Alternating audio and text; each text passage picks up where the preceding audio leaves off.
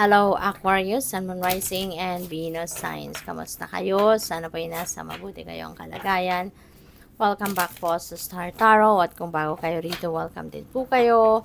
Please subscribe, like, share my videos, and leave me a comment kung nakaresonate po kayo.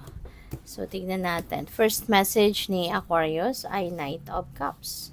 Ayan. So, maaari na may proposal dito, Aquarius. Oh, may lovers. So, definitely, merong magpo-propose dito for marriage, no? For some of you, baka meron dito magpo-propose na for marriage or po pwedeng merong mandiligaw, no? Offering love para sa iyo. So, depende yan sa inyong sitwasyon, okay? Maaari din na meron ditong mag-apologize, Aquarius, pa pwedeng merong nakagawa ng hindi masyadong nakakatuwa or hindi masyadong maganda sa inyo in the past, and that person maybe is going to reach out to you para mag-apologize. So, someone is going to say sorry. So, lovers, ayan na nga. Baka merong magpo-propose sa inyo, leveling up your commitment with your person. Maybe magpapakasal na, may engage na, or baka ang iba sa inyo, magiging papasok na sa bagong love and romantic relationship. Baka kayo ay baka kayo ay officially, papasok na sa isang relasyon. So, pwedeng gano'n ang ganap. For others of you na nandoon na kayo sa, let's say, established na relationship, baka ito din yung time na mas lalo pang maging strong relationship ninyo, mas magkakaroon kayo ng harmony, mas mararamdaman ninyo rito, no, yung pagmamahal talaga ng inyong person sa inyo. Kaya, good luck sa'yo. This is a no card, si Creator. So, baka meron din ng iba sa inyo, baka you are praying and asking for guidance, asking for clarity, for confirmation sa divine. At maaari, na kung ano man yan, tatanong ninyo. And if this message resonates with you, ibig sabihin na ito yung kasagutan sa iyo. Okay? Na this is a no. Kung nagko-connect sa inyo yung card na to, yung vibe na nilalabas ng Creator card na to, ibig sabihin na this is the answer for you. It is a no. Okay? So, tignan natin kung ano pa ang mga mensahe para sa inyo. By the way, maraming salamat for subscribing to my channel. And if you haven't subscribed yet, subscribe na po kayo. At saka, maraming salamat din, for not skipping the ads. Malaking tulong po yan sa akin. Thank you. And please click the join button sa baba ng video kung gusto po ninyo na mag-join sa membership. So, we have engaged trust. Magtiwala kayo. Okay? This is being asked of you sa ngayon na magtiwala kayo hindi lang sa sarili ninyo, no? Magtiwala kayo sa kakayanan ninyo, magtiwala kayo higit sa lahat sa divine universe. Kasi yung divine, laging nakaagapay yan sa atin, laging nandiyan dyan para tulungan tayo, para i-rescue tayo, diba? Kaya magtiwala ka lang.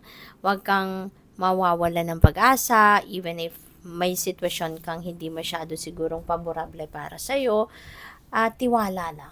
Okay? Lagi mo nga lalahanin na lahat ng ginagawa ng universe para sa atin is for our best interest. Even if sometimes hindi paborable, excuse me po, even if sometimes hindi paborable sa atin na nangyayari. Pero at the end of the day, kailangan mangyari yun for us to get into a situation na mabuti. Okay? Parte yan, wala namang instant kasi na nangyayari sa buhay, diba? Walang instant success, walang instant na magandang buhay. Everything is a process. Kaya sometimes, kailangan nating dumaan sa mga pagsubok, diba? Yung ganon.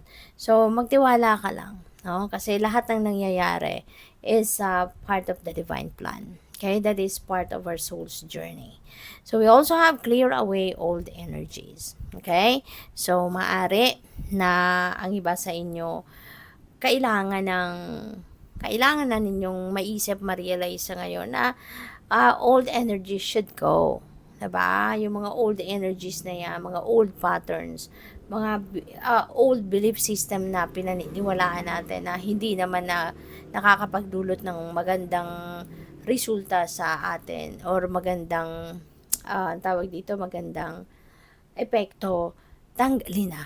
No, it's about time na for you to release them so that you can make room sa buhay ninyo, sa sarili ninyo, and you can welcome newness. You can welcome something new in your life. Okay?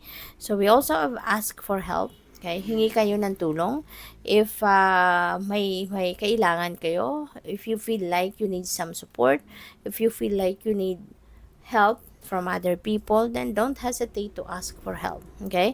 Always remember na hindi kayo dapat mahiya na humingi ng tulong kasi lahat tayo, no? Lahat tayo, even the most powerful person in the world, nangangailangan niya ng tulong at some point sa buhay nila.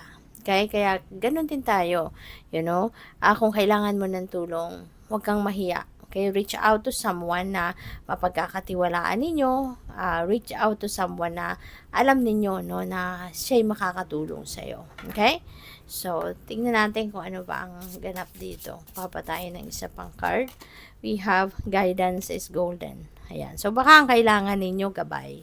Baka ang kailangan ninyo advice, So, reach out to someone. Reach out to someone na alam ninyong mapagkakatiwalaan ninyo at makakabigay sa iyo ng magandang gabay. Okay? Or, magdasal ka. Okay? Aquarius, maybe yung guidance na kailangan mo is from the divine universe. So, mag-pray ka. No? Mag-pray ka. And kapag nagpe-pray din tayo for guidance, make sure na gagawin mo din yung parte mo doon sa pag-receive ng mga sagot sa inyong dasal. No? Pakinggan mo yung inyong intuition. Pay attention to your surroundings. Baka yung sagot sa dasal mo is dinadaan niya through animals. 'Di ba? Through nature spirits. 'Di ba? Through signs, symbols, and synchronicities. Yung ganon. Kaya kailangan naman nagpe-pay attention ka doon sa mga subtleties. Kasi yung universe nakikipag-usap sa atin in a very subtle way. Diba? Kaya kailangan, nagpe-pay attention ka sa paligid mo. Okay? So, good luck sa'yo. Thank you for watching. Love and light. Namaste.